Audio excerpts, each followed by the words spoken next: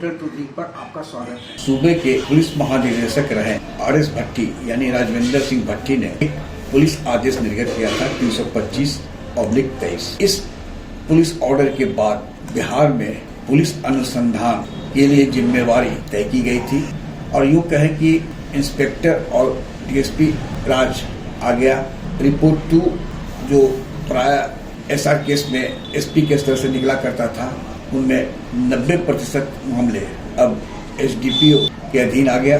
Inspector जो 3 साल तक जहां सजा हो सकती थी, 3 से 7 साल तक की सजा, उसके लिए इंस्पेक्टर संवर्ग के अधिकारी पर्यवेक्षण और अंतिम निर्णय लेने के लिए जिम्मेवारी उनकी तय कर दी है। पुलिस ऑर्डर 325/23 के कारण अनुसंधान का स्तर तो प्रभावित हुआ ही, साथ ही रिपोर्ट 2 सीधे SP संवर्ग के अधिकारियों द्वारा निर्गत न किए जाने के कारण 90% मामलों में सर्वे सर्वा इंस्पेक्टर और SDPO हो गए। 325/23 पुलिस ऑर्डर की वैधानिकता पर भी ध्यान दें तो पुलिस मैनुअल में यह बदलाव किया गया था। पुलिस मैनुअल में बदलाव के लिए गृह मंत्री की अनुमति या अनुमोदन होना चाहिए था और फिर विधानमंडल से अनुशंसा या उसे कहें कि विधेयक को पारित कराना होता है, यानी विधानमंडल की स्वीकृति आवश्यक, लेकिन ऐसा हुआ नहीं। RS भट्टी ने पुलिस ऑर्डर निकाल कर के अनुसंधान के लिए अधिकारियों का संवर्ग को जिम्मेवारी सौंप दी गई। अब SDPO के अपने स्तर से जालसाजी हो, आर्म्स एक्ट हो, दहेज उत्पीड़न से संबंधित मामला हो, कई मामले में तो 302 हत्या जैसे मामले में भी DSP सर्वे सर्वा हो गए। अनुसंधानकर्ता के नियंत्रित पदाधिकारी बना दिए गए हैं, जिसमें वे अंतिम निर्णय लेकर केस का अन्वेषण पूरा करवा कर आरोप पत्र न्यायालय में समर्पित कराने के लिए जिम्मेवार बनाए गए हैं। लेकिन इसका एक दूसरा पहलू और है। अब यानी पीड़ित परिवार SDPO की शिकायत लेकर यदि ऊपर SP के पास जाता है, सीनियर SP के पास जाता है, IG के पास जाता है, तो फिर मामला वापस उन्हीं तक लौटा दिया जाता है। यानी एक तरह से कहें तो पीड़ितों को न्याय मिलने में काफी परेशानी हो रही है। अब प्राय देखा जाता है कि SDPO के स्तर से जो पर्यवेक्षण की जाती है, पूर्व में भी वो करीब 90% मामलों में SP द्वारा सही रिपोर्ट 2 में ठहरा दिया जाता था। फिर कोई अगर रहा पीड़ित पक्ष की न्याय के लिए तो रेंज DIG, IG और मुख्यालय तक भी जाते थे। RS भट्टी के जमाने में मुख्यालय पर कोई सुनवाई होती नहीं थी। वहाँ तो स्थिति यह थी कि ADG संवर्ग के अधिकारियों से भी पुलिस महानिदेशक का अगर भेंट हो जाए तो अहोभाग्य। तो अराजकता जो बनी थी, आलोक राज जी आए तो ये उम्मीद की गई कि उनसे 325/23 पर वो निर्णय लेंगे, लेकिन कोई निर्णय नहीं हुआ और आलोक राज जी भी समय काट कर चले गए। विनय कुमार DGP बनाए गए हैं, जनता को बहुत उम्मीद है।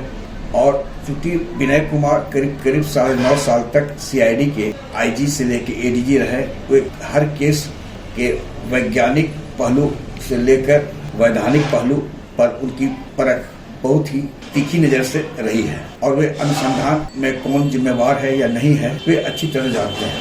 तो ये उम्मीद की जा रही है कि 325/23 जो कि पुलिस अनुसंधान की अराजक स्थिति बिहार में पैदा कर दिया गया है, जिम्मेवारी तय करके अधिकारियों का।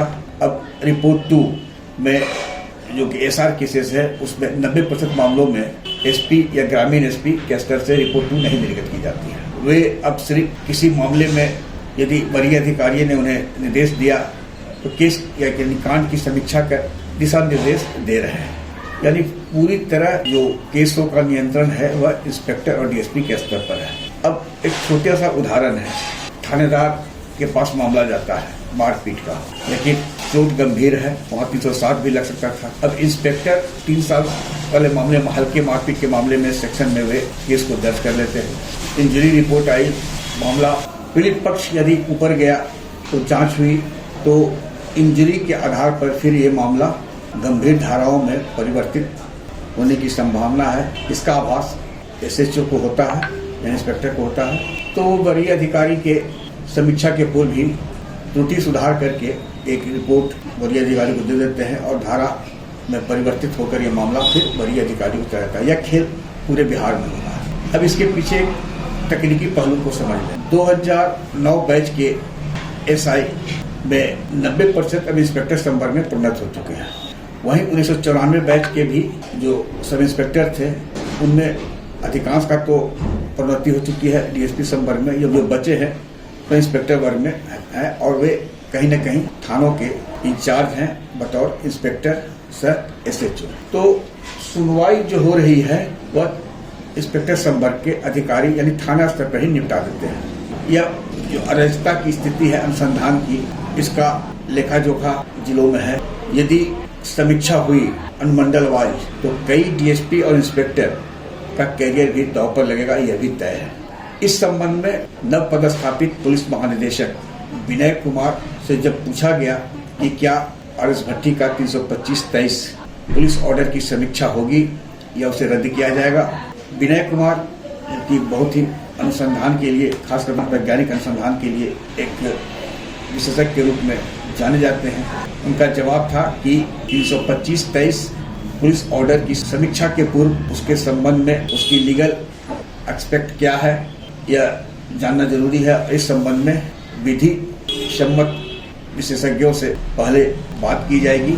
यदि पुलिस ऑर्डर में कोई कमी है तो समीक्षा के उपरांत उस पर निर्णय लिया जाएगा कि वह बरकरार रहेगा या उस ऑर्डर को यानी 325-23 को विलोपित या रद्द किया जा सकता है। लेकिन अभी उसका लीगल एस्पेक्ट को जानना जरूरी है। यानी यह संकेत है, जिसे क्यास लगाया जा रहा है कि RS भट्टी का 325-23 पुलिस ऑर्डर निकट भविष्य में रद्द भी हो सकता है। अब लीगल एस्पेक्ट पर बात होगी। यदि इस संबंध में जो भी लीगल यानी विधि प्रक्रिया अपनाई गई है या नहीं, यह समीक्षा के उपरांत ही स्पष्ट हो पाएगा। लेकिन तय है कि 325-23 पुलिस ऑर्डर नए DGP के नज़र में है और जल्द ही इस पर कोई ठोस निर्णय लिए जाने की संभावना है। आग्रह है कि इस वीडियो के लिंक को लाइक, शेयर, सब्सक्राइब अवश्य करें। धन्यवाद, नमस्कार।